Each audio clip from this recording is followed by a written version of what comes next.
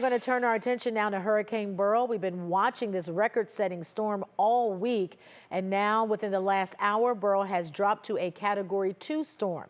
The hurricane made history as the strongest hurricane ever recorded in the month of July, killing 9 people so far. Right now, the Yucatan Peninsula is under a hurricane warning as winds began impacting the region overnight. Jessica Van Meter has been following the storm for us. And Jessica, landfall is expected in Mexico in just hours. Yeah, landfall happening in the Yucatan very soon here. The storm's been tracking and really starting to impact areas of the far northern Yucatan Peninsula through the overnight. Imagery is not quite as good as far as, depicting the eye wall or some of that structure as what we had when it was a stronger hurricane earlier in the week, but still with the 5 a.m. advisory, a very strong Category 2 hurricane. Winds up 110 miles per hour, gusts up to 130.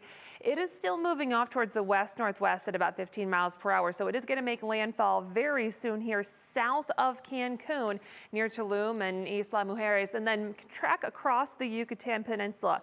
So it's likely to lose a little bit of steam as it interacts with the land of the peninsula.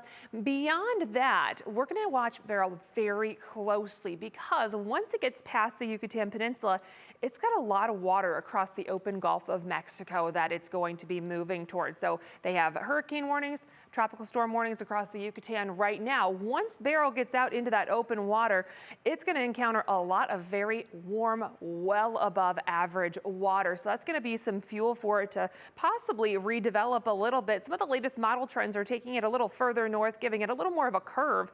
And instead of heading into Mexico, trending a little further north towards the Mexico-Texas border and potentially even further north into Texas. So as we get through the weekend and into early next week, that is a forecast that a lot of folks along the Gulf Coast are going to be watching very closely. Danita. All right, Jessica, so much going on. Thank you so much.